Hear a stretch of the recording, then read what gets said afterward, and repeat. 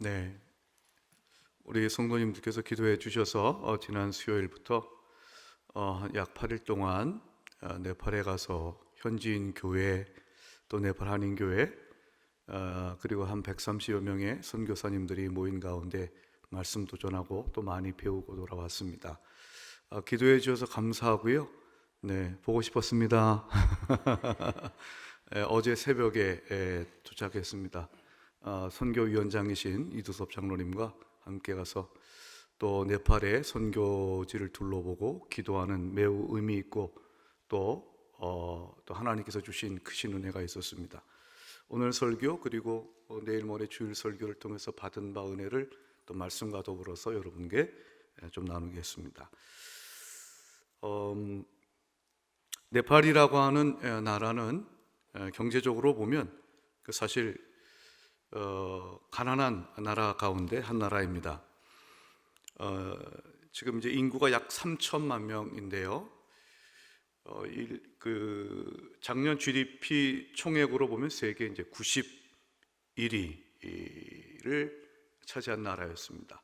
1인당 GDP를 보면 작년에 이제 1,223달러. 그러니까 1년 동안 한 사람이 버는 번다기보다 GDP가 생산해내는 그 돈이 그러니까 요즘에 환율이 한 1,500원 좀 못 되니까요. 얼추 계산을 하면 글쎄요, 그거 얼마 돼? 1,200달러에다 하면은 한 1,800만 원 정도 되겠네요. 1,800만 원. 한 달에 뭐 그러면은 한 달에 15만 원 정도 아니죠? 네. 180만 원에 180만 원인데 1,230달러면 23달러면 180만 원 정도입니다. 그러니까 1년 버는 게 180만 원이에요. 그리고 한 달에 약 한 15만 원 정도 이제 GDP 생산해내는 거라고 볼 수가 있겠습니다. 작년에 이제 우리나라가 이제 1인당 GDP가 약 3만 5천 달러였습니다. 3만 5천 달러. 그럼 약 5천만 원이 좀 넘습니다. 그러니까 굉장히 우리나라하고 이제 비교해 보면 이 GDP 1인당 GDP로 보면 30분의 1에 해당되는 가난한 나라죠. 예, 가난한 나라입니다. 수도라고 하는 카트만두도 이제 보면 사실 이런 데가 좀 수도인가라고 생각할 만큼 좀 열악한 환경 가운데 있는 그렇기도 합니다.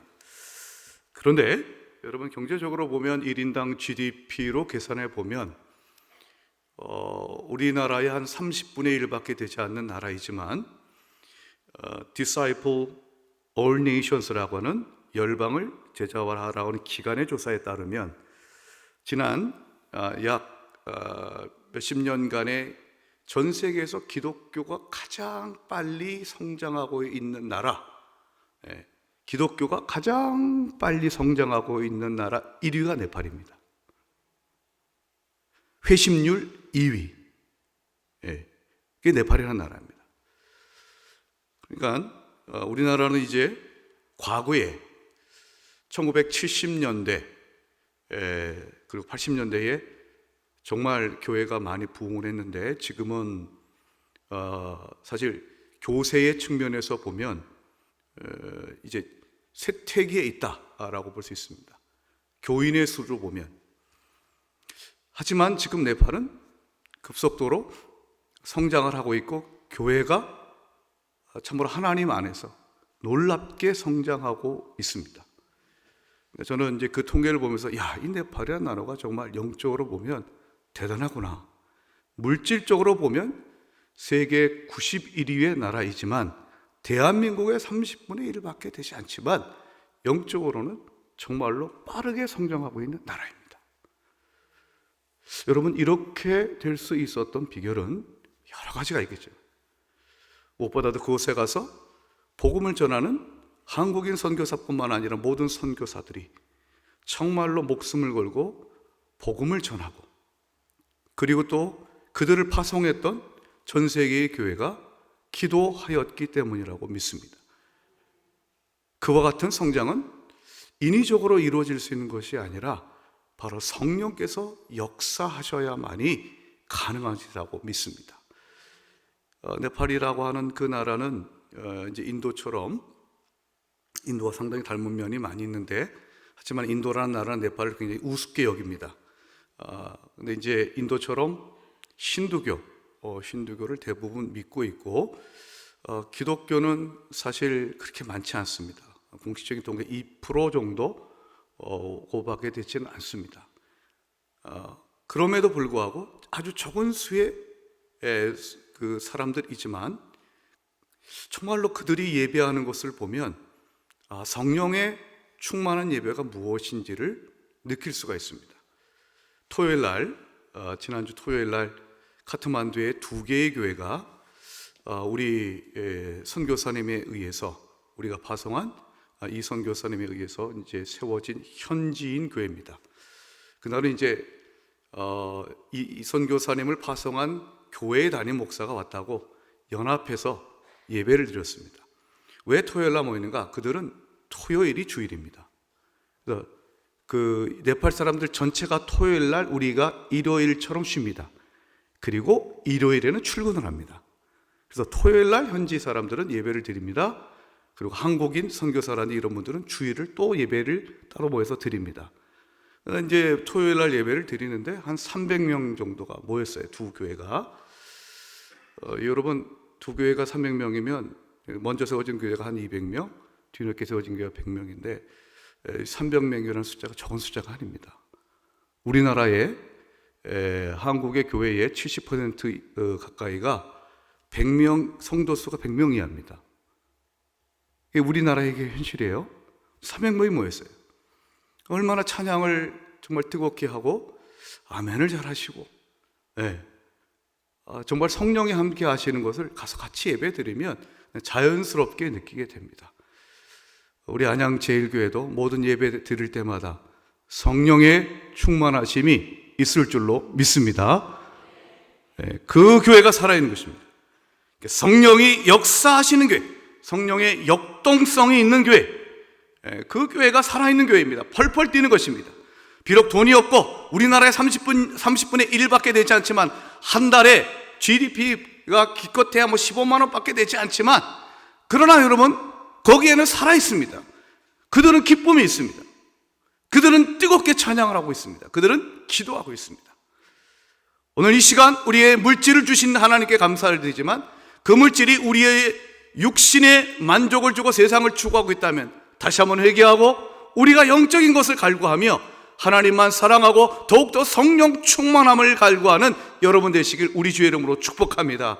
우리가 그것을 회개하고 성령을 사모하면 한국교회는 다시금 하나님께서 우리를 들어 사용하여 주실 줄로 믿습니다. 한국교회는 소망이 있습니다. 그 소망은 우리에게 있는 것이 아니라 성령 하나님에게 있는 줄로 믿습니다. 예수에게 있는 줄로 믿습니다.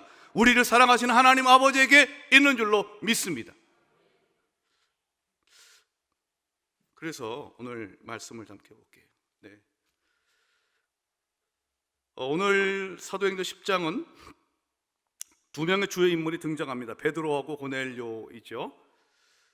하지만 그 배우의 주인공은 역시 성령 하나님이십니다. 10장에 뿐만 아니라 이제 11장을 여러분들이 읽어보시면 이제 베드로가 고넬료를 만나서 있었던 이야기를 예루살렘 교회의 성도들에게 들려주는 이야기가 또 나옵니다. 그게 한 18절이 나와요.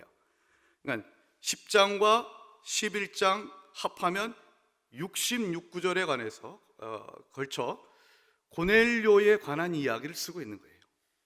고넬료에 관한 이야기. 그러니까 사도행전에 주로 이제 나오는 주인공이 베드로, 바울, 스데반 이런 사람들인데, 이들을 제외하고 고넬료에 관한 이야기가 사도행전에 등장하는 인물 가운데 이례적으로 등장하는 인물 가운데 가장 많다라고 볼 수가 있습니다. 그러면 우리가 이런 질문 던질 수 있을 거예요. 왜 성경은 고넬료라고 하는 사람의 이야기를 이렇게 우리에게 많은 분량을 할애해서 줄 것인가? 그러니까 여러분들이 성경을 읽을 때 그거를 좀 유의심히 보셔야 됩니다. 성경은 어떤 부분에 많이 강조하고 있는가? 강조는 분량을 많이 할애하는 거예요. 그리고 반복하는 거예요. 분량과 반복, 이것이 성경이 우리에게 뭘 강조하는가를 가르쳐 주는 것입니다. 예. 그러니까 마가복음 같은 경우에도 가만히 보면은 마가복음은 예수의 순환 이야기에 훨씬 굉장히 많은 분량을 할애하고 있어요. 왜 그럴까요? 그 이유는 예수의 십자가가 우리에게 너무나도 소중하기 때문에 그렇습니다. 자, 그러면 왜 고넬료와 베드로의 이 만남이 중요한가? 고넬료의 이야기가 그렇게 소중할 것인가? 저는 그 이유가 이방인이었던 고넬료에게 성령이 충만히 임하시는 사건이 일어났기 때문입니다. 고넬료가 로마 군대의 백부장이었어요. 그러니까 백부장이라고 하는 존재는 이제 한 중간급 계급 정도 되는 사람이에요.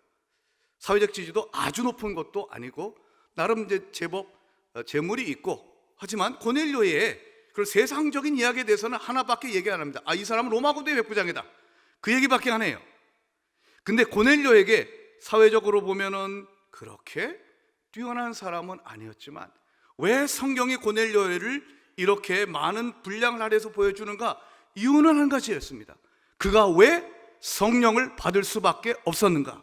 그리고 하나님은 고넬료를 축복하실 때 성령으로 축복하셨다, 이 사실을 강조하는 겁니다. 오늘 말씀 44절과 45절 보면 이런 말씀이 있어요. 베드로가 이 말을 할 때 성령이 말씀 듣는 모든 사람에게 내려오시니, 45절은 함께 읽겠습니다. 시작. 베드로와 함께 온 할례 받은 사람들이 이방인들에게도 성령 부어 주심으로 말미암아 놀라니. 자, 45절을 잠깐 주목을 해보세요. 베드로하고 함께 왔었던 유대인들이 있었는데 고넬료의 집에 갔어요. 고넬료 집에 사람들이 모였어요. 근데 베드로가 설교를 했을 때에 성령이 그들에게 부어지는 것을 보고 놀랐다 그랬어요. 놀랬어요. 왜 그런지 아세요? 아니, 성령은 우리 같은 유대인들, 하나님의 백성이라고 하는 유대인들에게 임하는 것이지 어떻게 이방인들에게도 임하는가? 라는 거예요. 그러면서 깨달은 거예요. 이방인에게도 성령이 임하시는구나. 하나님은 예수 믿으면 모든 이에게 성령을 부어 주시는구나. 가난한 나라든 부자의 나라든 서구 유럽이든 아프리카든 아시아든 또 저기 북미든 관계없어요. 예수 믿으면 성령을 부어 주실 줄로 믿습니다. 사랑하는 여러분, 이 베드로가 설교를 마치자 성령이 임했는데 10장 27절에 따르면 많은 사람들이 모여 있었다 그랬어요. 많은 사람들이 모여 있었어요. 그리고 고넬료 한 사람만 성령을 받은 것이 아니라 그 자리에 있던 사람들이 다 받았어요. 마치 그것은 마가의 다락방에서 120명의 사람들이 오순절에 간절히 기도하고 있을 때 성령이 임하셨던 사건처럼, 고넬료도 이방인이지만 그들이 함께 모여서 기도하고 하나님의 말씀을 들었을 때에 성령이 부어진 줄로 믿습니다. 그래서 마가의 오순절 사건, 그 마가의 다락방의 오순절 사건은 사도행전 2장에만 나오는 것이 아니라 10장에도 이방인의 오순절 사건이 있는 것이고, 그 사건은 지금도 대한민국에서 또한 네팔에서 선교지에서 하나님을 사모하고 복음을 듣고 예수의 보혈을 사모하는 자들에게도 일어날 줄로 믿습니다. 마가의 다락방에서 110명이 기도한 다음에 방언도 하잖아요. 그래서 사도들이 방언을 하면서 모여든 사람들에게 설교를 하는 내용이 나오고, 그거를 나중에 보면 하나님의 큰일을 말함을 듣는도다, 즉 성령의 충만하여서 이제 모여든 사람들의 각 나라의 언어로 선포했을 때 언어는 다르지만 들었던 내용을 한마디로 요약했는데 그것은 하나님의 큰일이었습니다. 하나님의 위대하신 일이었습니다. 예수 그리스도 안에서 행하셨던 하나님의 놀라우신 그 큰일, 위대한 역사를 언어는 다르지만 주제는 한 가지입니다. 한국어로 말하든 네팔어로 말하든 영어로 말하든 어떤 언어로 말하든 여러분, 우리의 선교지에서 선포되어야 될 것은 오직 예수 그리스도인 줄 믿습니다. 십자가의 사랑인 줄 믿습니다. 부활의 영광인 줄 믿습니다. 천국의 소망인 줄 믿습니다. 그 하나님의 큰일을 말함을 듣는도다 그랬어요. 어디에 여러분 하나님의 위대하신 일이 선포됩니까? 성령이 역사하면 그곳에는 바로 하나님이 행하셨던 위대한 일들이 선포되어지고 그 하나님의 위대한 일 앞에서 우리는 다 감격하고 하나님을 사랑하게 될 줄로 믿습니다. 고넬료에게 모였던 사람들도 그랬어요. 오늘 말씀 46절 보면요, 이는 방언을 말하며 하나님 높임을 들음이로라. 고넬료와 그 함께 모였던 사람들이 성령 받으니 방언을 말하고 하나님을 높였어요. 그러니까 하나님을 찬양했어요. 이게 바로 성령을 받았던 사람들의 증거예요. 오늘 이 시간 언어는 달라도 우리가 하나님의 말씀 앞에 기도할 때 여러분들이 전심으로 하나님을 찬양하고 주 예수 그리스도의 이름을 높이는 이곳이 성령의 역사하는 곳인 줄로 믿습니다. 전심으로 하나님을 찬양하십시오. 전심으로 하나님의 이름을 높이십시오. 마귀가 떠나가고 어둠이 떠나가고 성령의 역사가 나타날 줄로 믿습니다. 찬양이 능력입니다. 이렇게 성령의 충만함을 고넬료와 그의 집에 모인 사람들에게 주신 이유는 바로 하나님께서 그렇게 모든 사람들에게 성령을 주마 약속하셨고 그 약속의 성취이기 때문에 그렇습니다. 한번 절 따라하실까요? 성령 충만은 약속의 성취다. 약속의 성취다. 사도행전 1장을 보면 예수님은 승천하시기 전에 제자들에게 이렇게 말씀하셨지요. 자, 사도행전 1장 4절과 5절 자막에 나옵니다. 예루살렘을 떠나지 말고 내게서 들은 바 아버지께서 약속하신 것을 기다리라. 아버지께서 약속하신 것을 기다리라. 오늘 이 시간 여러분들은 말씀을 통하여 하나님 아버지께서 여러분에게 약속하신 것을 기다리고 사모하는 여러분 되시길 축복합니다. 근데 하나님이 약속하신 것이 무엇인가? 5절 보니까 너희는 몇 날이 못되어 성령으로 세례를 받을 것이다. 그러니까 예수님이 승천하시기 직전에 하셨던 이제 마지막 말씀이 무엇인가? 너희는 성령으로 세례를 받을 것이야. 그건 하나님 아버지의 약속이야 라고 얘기했어요. 그런데도 제자들은 그것을 알아듣지 못하고 주여 주께서 이스라엘 나라를 회복하심이 이때니까 그들의 당면한 문제를 얘기를 했어요. 그랬을 때 예수님께서 하셨던 말씀이 무엇입니까? 때와 시기는 너희가 알 바가 아니고 그리고 저 위대한 기독교 역사 2000년의 가장 유명한 말씀 가운데 한 말씀 사도행전 1장 8절의 말씀 함께 외워볼까요? 시작. 오직 성령이 너에게 임하시면 너희가 권능을 받고 예루살렘과 온 유대와 사마리아와 땅끝까지 이르러 내 증인이 되리라 하시니라. 또 다시 한번 예수님께서 성령이 임하신 걸 얘기를 해요. 하나님의 약속이 있다. 그 약속은 성령 세례를 받는 것이다. 이것을 깨닫지 못하고 다시 한번 강조하신 것이 오직 성령이 임하시면 너희는 내 증인이 될 것이다. 성령이 임하면 예수의 증인이 되고 예수의 증인은 반드시 성령 받아야 될 줄로 믿습니다. 여러분, 오순절 마가의 다락방에서 성령의 충만함을 받았던 베드로가 모여든 사람들에게 설교를 하면서 이렇게 얘기를 했습니다. 사도행전 2장 17절. 자, 다 함께 읽어보겠습니다. 시작. 하나님이 말씀하시기를 말세에 내가 내 영을 모든 육체에 부어주리니 너희의 자녀들은 예언할 것이요 너희의 젊은이들은 환상을 보고 너희의 늙은이들은 꿈을 꾸리라. 자막을 다시 한번 집중해 보십시다. 모든 육체에 부어질 것이다. 무엇을요? 내가 내 영을 하나님의 영을 하나님 아버지께서 모든 육체에게 어떤 사람이랄지라도 예수를 믿으면 하나님의 영을 부어주시겠다고 말씀하셨습니다.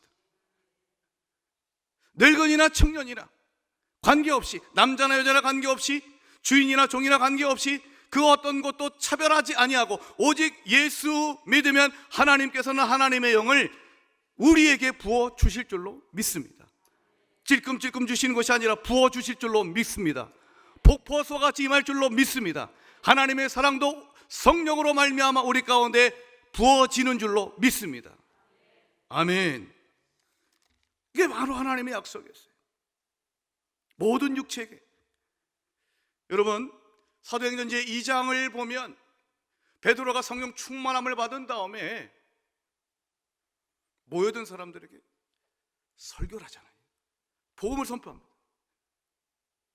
그러자 그 말씀을 듣고 그날에 3,000명이 회개하고 세례를 받았습니다.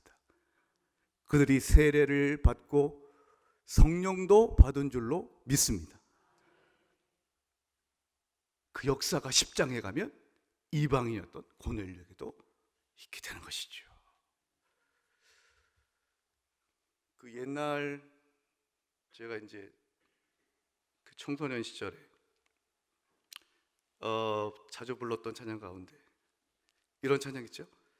나 자유 얻었네, 너 자유 얻었네, 우리 자유 얻었네. 아세요? 그걸 이제 가사를 또 바꿔요. 그러다 이제 이렇게 나오죠. 나 성령 받았네, 너 성령 받았네, 우리 성령 받았네. 아셔요? 예. 그래서 주 말씀하시길 죄사슬 끊겼네, 우리 자유 얻었네, 할렐루야 착착 하면서 네, 불렀던 찬양이 있습니다. 그 찬양이 매우 복음적이에요. 나만 성령 받은 것이 아니라 당신도 받고 우리 모두가 다 성령을 받습니다. 아멘. 오늘 예배하는 여러분들, 우리 모두가 다 성령 이미 받았고 앞으로 더욱더 충만히 받을 줄로 믿습니다. 우리 한번 곁에 계신 분들하고 또 앞뒤에 있는 계신 분들하고 한번 인사 한번 나누세요. 성령 충만하십시오. 충만하십시오. 아멘. 아멘. 여러분, 성령 충만하면 뭐가 좋길래 그렇게 교회에 성령 충만할까요? 사실 성령의 충만함이라고 하는 것은 이것을 묵상하면 묵상할수록 얼마나 하나님의 놀랍고 크신, 결코 포기할 수 없는, 누구나가 사모해야만 하는 축복이에요. 은혜예요. 선물이에요. 왜냐하면 나는 예수 믿기 전에 내 영이 죽었지만 예수 믿으면 성령께서 내 영을 살리시고 내 안에 들어와서 나의 영과 더불어서 성령께서는 사귀시고 교제하셔서 우리 영혼이 살아나고 새 힘을 얻게 될 줄로 믿습니다. 지금 이 순간에도 여러분들이 지금 이렇게 기도하시고 찬양하고 말씀 들을 때 여러분 안에 계신 성령께서 여러분의 영과 교제하고 계시고 우리의 영은 성령으로 말미암아 다시금 새 힘을 얻고 생명으로 충일하게 될 줄로 믿습니다. 하나님의 성령이 임한 여러분 한 분 한 분은 하나님이 거하시는 성전인 줄로 믿으십니까? 아멘. 여러분, 하나님의 영이 여러분 안에 거하시기 때문에 우리는 하나님을 이제 아바 아버지라 부르는 하나님의 자녀가 된 줄로 믿으십니까? 아멘입니다. 그래서 그 성령 받은 것이 너무나도 감사하고 충만한 겁니다. 여러분, 우리가 하나님의 영이 우리 안에서 활동하시지 못하실 때 우리가 완악해지고 하나님을 아바 아버지라 부르지 않고 세상에 있는 것을 탐하게 될 수밖에 없지만, 그러나 성령이 우리 가운데 임하실 때에 우리는 오직 하나님만을 사랑하고 하나님의 자녀로 살아가는 놀라운 축복을 누리게 될 줄로 믿습니다. 이 축복은 성령 받으면 누구나 다 하나님의 자녀입니다. 이번에 네팔에 갔을 때에 한 그 선교사니 그 네팔 현지인의 목사님을 이제 만났는데 그분이 이런 얘기를 들려주더군요. 이제 네팔에 있는 경제 활동을 할 수 있는 분들, 이분들의 상당수가, 제가 좀 정확한 데이터를 기억하지 못합니다만 상당수가 돈 벌러 외국으로 나갑니다. 돈 벌러 외국으로 나가요. 그러니까 네팔이라고 하는 그 나라 안에서는 젊은 사람들이, 경제 활동을 할 수 있는 사람들이 돈 벌 수 있는 데가 없는 거예요. 근데 그분들이 주로 나가는 나라는 어디인가 하면 무슬림 국가, 이슬람 국가들이에요. 근데 두 가지 문제가 있는데, 하나는 열악한 환경, 이곳이 바로 사람이 사는 곳인가? 라는 생각. 그래서 그 사람들을 열악한 환경에 두는 까닭은 그 네팔 그 사람들을 쉽게 말해 사람 대접하지 않는 거죠. 또 한 가지는 무슬림 국가로, 이 이슬람 국가로 많이 가는데, 예를 들자면 뭐 이제 뭐 중동 국가라고 알려진 이제 우리가 부르는 그런 나라들, 사우디, 뭐 두바이, 또 이제 무슬림 국가 중에 또 대표적인 말레이시아 등등 이런 나라로 가요. 가면 상황이 열악한데 돈을 좀 더 주고 너 무슬림 알라신을 믿어라. 그래가지고 이슬람 교도가 되는 거예요. 무슬림이 되는 거예요. 돈 벌러 나갔다가 돈 때문에 무슬림이 됩니다. 이제 그런 사정을 쭉 얘기하면서 이런 상황이 있습니다. 그러면서 이 나라를 위해서 기도해 주시고 도와줬으면 좋겠습니다. 그런 얘기를 들었어요. 그래서 마음이 참 아팠어요. 그런데 제가 이제 한국으로 다시 돌아오던 그러니까 이틀 전 수요일 날 저녁 비행기를 이제 타는데 같은 비행기를 이제 기다리고 있는 사람들이 동일하게 빨간색 모자를 쓰고 있는 거예요. 그래서 한 일행 같아요. 그래서 제가 이제 한국말을 할 줄 아는 네팔인 분이 있더라고요. 그래서 이분이 누구세요? 이렇게 물어봤더니 한국에 가는데 근로계약을 맺고 이분들이 지금 제가 타고 온 그 대한항공 비행기를 타고 한국으로 갑니다. 그러니까 돈 벌러 한국에 간다 이런 얘기예요. 그래가지고 이제 일행을 표시하기 위해서 빨간 모자를 다 쓰고 그 비행기를 기다리고 있었어요. 100명도 좋게 넘는 사람들이었어요. 근데 제 마음 가운데는 과거에 우리 60년대 말 70년대인가요? 이 대한민국이 못 살 때 여러분 독일에 광보로 간호사로 가셨던 분들이 계시잖아요. 중동 열사의 나라로 돈 벌러 가셨던 우리의 아버지들이 있잖아요. 기억나십니까? 저희 자형도 중동에 갔다 오신 적 있어요.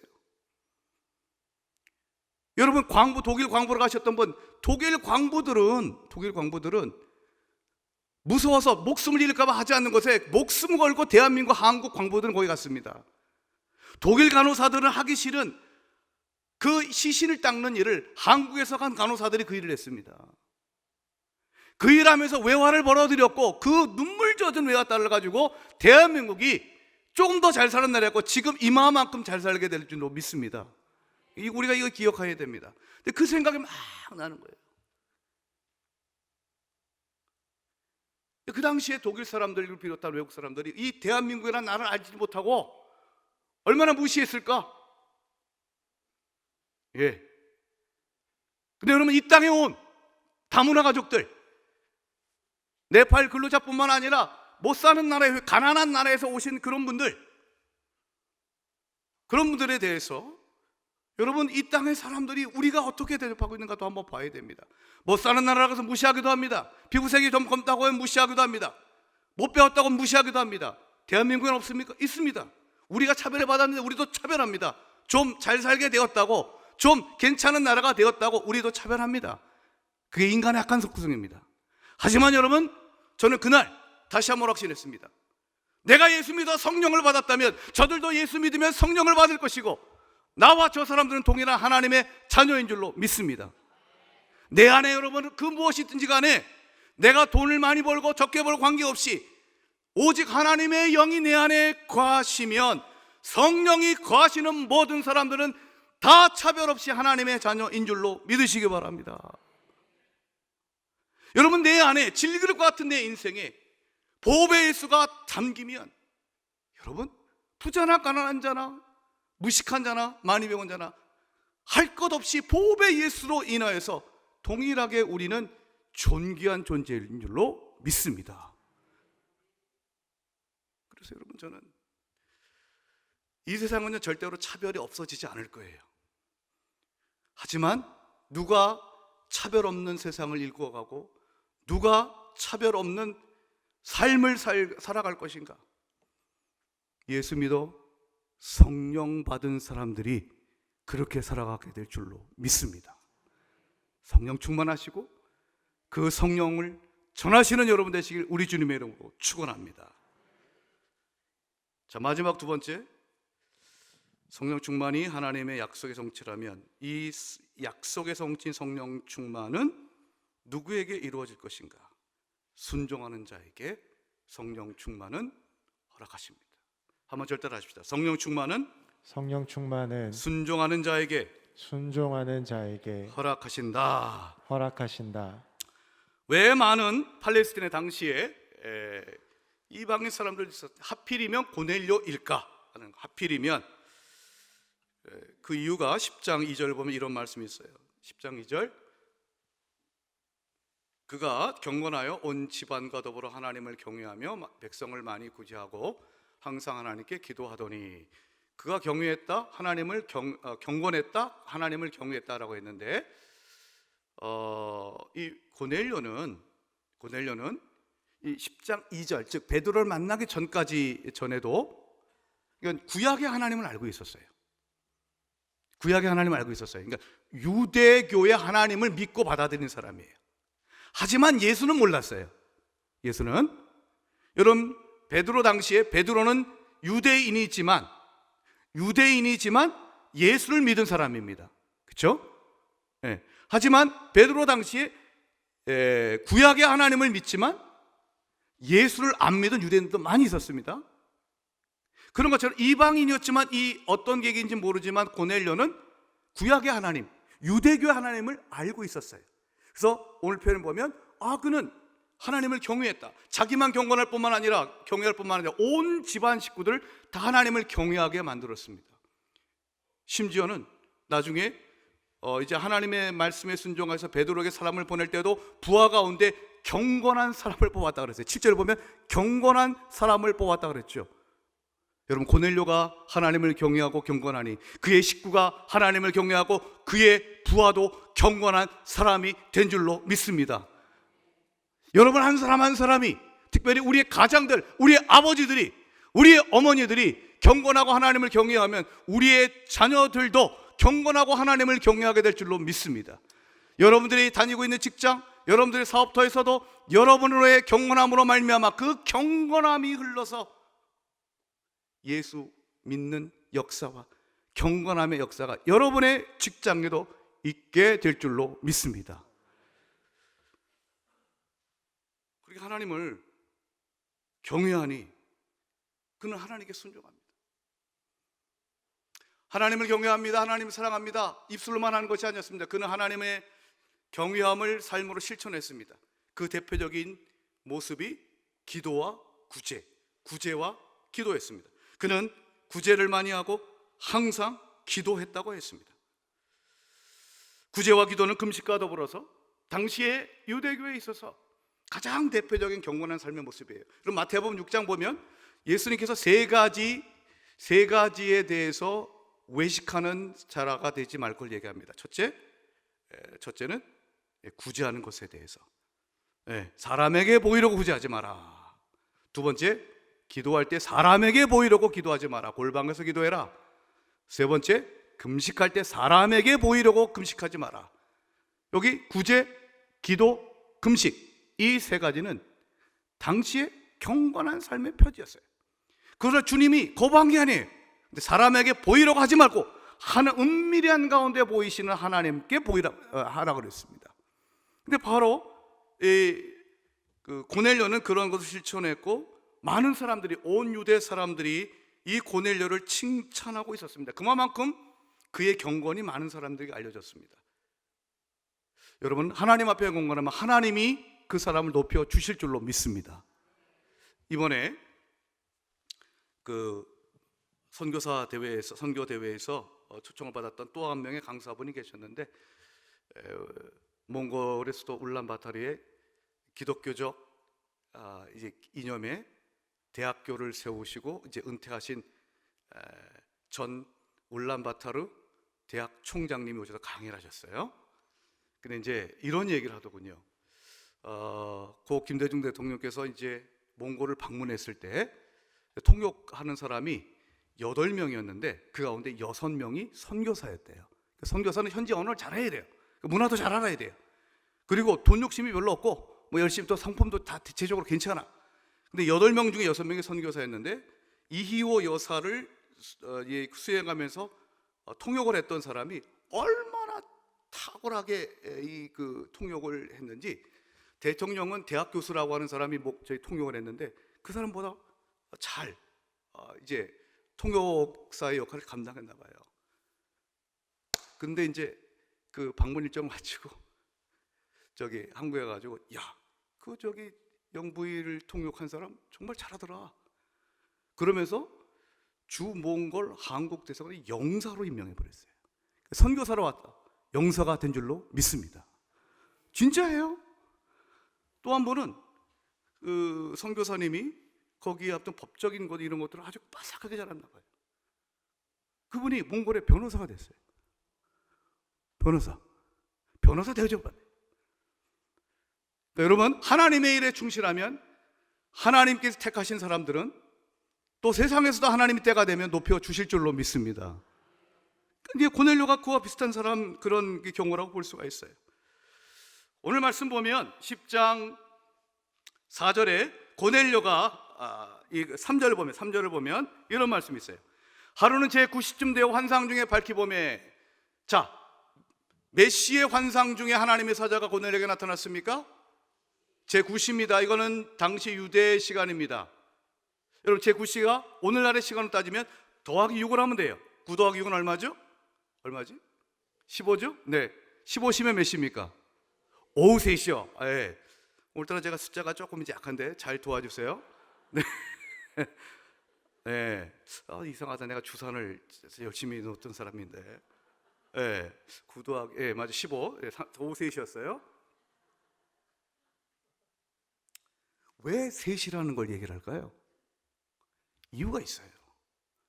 여러분, 사도행전 3장을 보면 베드로하고 요한이 성전 미문에 앉아있던 날 때부터 걷지 못한 사람을 고칩니다. 그런데 그가 베드로하고 요한이 왜 성전 미문에까지 갔을까요? 성경을 보면 제9시에 베드로와 요한이 기도하러 성전에 가는 겁니다. 동일한 것입니다. 즉 그 당시에 9시 오후 3시가 되면 정해진 시간에 성전에서 제사를 드렸어요. 그래서 베드로하고 요한이 9시에 예배를 드리러 가는 거예요. 가다가 성전 미문에 앉아있던 사람을 주목하여 보고 예수의 이름으로 이렇게 세웠습니다. 기도하러 가다가 기도하던 중에 역사가 나타날 줄로 믿습니다. 그 오후 3시 즉 9시에 동일한 그 시간에 이방인이었던 고넬료는 자기 집에서 기도합니다. 근데 그 중에 마치 성전에서 제사장이 오후 3시가 되어서 정해진 시간에 하나님 앞에 제사를 드리는 것처럼 이방인이었던 고넬료가 하나님 앞에 자기의 집에서 기도하자 하나님이 때가 되어 천사를 보내주신 줄로 믿습니다. 사랑하는 여러분, 이렇게 여러분 우리가 금요 성령 집회 저녁 8시 때마다 기도하면 하나님 앞에 기도가 쌓이면 하나님의 때가 되어서 여러분에게 나타나시고 여러분에게 역사하시고 성령의 충만함을 부어주실 줄로 믿습니다. 여러분, 오늘 9절을 보면 우리가 읽지 않았습니다만 베드로가 환상을 보는 내용이 나와요. 환상을 보는 내용이 나와요. 그리고 그 환상을 통하여 베드로는 하나님의 뜻을 깨닫게 됩니다. 그런데 그가 제6시란 말이 나와요. 제6시는 더하기 6을 합니까? 12시죠? 오후 12시에 그가 기도할 때 환상을 보고 그 기도를 통해서 하나님께서는 부정한 짐승들이었지만 하나님께서 깨끗하다 한 것을 인간인 내가 속되다 말하지 마라. 하나님이 깨끗하다 하셨어. 그걸 깨닫게 돼요. 새로운 계시, 새로운 깨달음, 하나님의 기도의 응답, 그 모든 것들은 정해진 기도 시간에 하나님 앞에 나간 자들에게 주시는 축복인 줄로 믿습니다. 그래서 예레미야 33장 2절과 3절, 2절부터 3절의 말씀을 제가 읽어보겠습니다. 이를 행하시는 여호와, 그것을 만들며 성취하시는 여호와, 그의 이름을 여호와라 하는 이가 이와 같이 이르시도다. 3절은 다 같이요. 너는 내게 부르짖으라. 내가 내게 응답하겠고 내가 알지 못하는 크고 은밀한 일을 내게 보시리라. 아멘. 하나님은 일을 행하시는 하나님, 지금도 여러분을 위해서 일하고 계신 줄로 믿습니다. 그것을 성취하실 줄로 믿습니다. 그 하나님의 역사를 누가 볼까요? 부르짖는 자들에게 하나님은 보여주실 줄로 믿습니다. 기도할 때 여러분들에게 하늘의 지혜가 임할 줄로 믿습니다.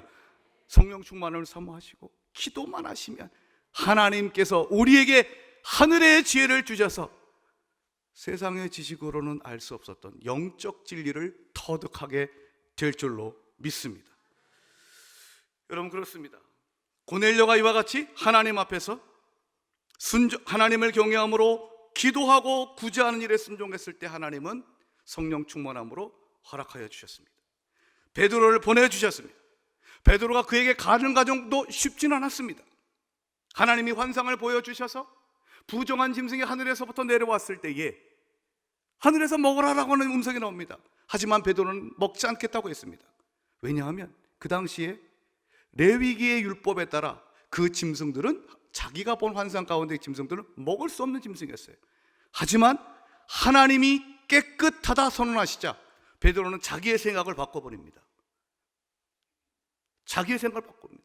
그 환상을 통해 그는 깨닫습니다. 아, 하나님은 외모로 사람을 취하지 아니하시고 그 마음을 보시는 하나님이시군요. 그래서 그가 말씀을 전하자 성령이 임했고, 베드로와 함께 있었던 유대인들, 아까 여러분들 설교 초반부에 여러분이 보셨던 것처럼 그들이 놀랐습니다. 이방인에게도 하나님의 성령이 임하시는구나. 하나님은 차별하지 않냐고 예수 그리스도를 믿으면 성령을 부어 주시는구나. 그들이 보고 놀래버린 거예요. 그들이 보고 인식의 대전환이 있게 된 것이었습니다. 베드로도 달라졌습니다. 11장에 들어가 보십시오. 베드로가 고넬료의 집에 가서 전도한 것에 대해서 여러분, 예루살렘 성도들이, 사도들이요, 칭찬한 줄 아십니까? 아니요, 오히려 욕했습니다. 왜 유대인인 내가 이방인과 교제하느냐고 그랬어요. 오히려 질타했어요. 그러자 베드로가 자신에게 있었던 모든 일들, 우리가 함께 읽었었던 사도행전 10장에 있었던 일들을 낱낱이 이야기합니다. 그러자 사람들이 깨닫습니다. 아, 하나님이 이방인에게도 생명 얻는 회개를 주시는군요. 아, 하나님은 차별하지 않고 예수 믿는 자들에게는 성령을 부어 주시는군요. 그렇게 되는 거예요. 그리고 나서 본격적인 이방 선교가 사도행전에서 시작이 됩니다. 그 시작이 2000년을 지나서 2022년 10월 현재인 지금도 세계 곳곳에서 예수 그리스도의 십자가의 복음을 전하고 성령의 능력으로 하나님의 말씀을 목숨을 걸고 전할 때마다 여러분, 그것을 아멘으로 받아들이는 역사가 나타나고 거기에 성령이 부어지는 줄로 믿습니다. 우리 안양제일교회도 92년의 아름다운 전통 가운데 우리가 사모해야 될 것은 성령의 충만함인 줄 믿습니다. 그래서 내년도 표가 오직 나의 영으로 되느니라예요. 오직 나의 영, 하나님의 영으로는 무엇이든지 이루어질 줄로 믿습니다. 성령 충만하십시오. 그리고 그 성령으로 내 주변에부터 시작하여 땅끝까지 이르러 예수의 증인으로 살아가는 여러분 되시길 우리 주님의 이름으로 축복합니다.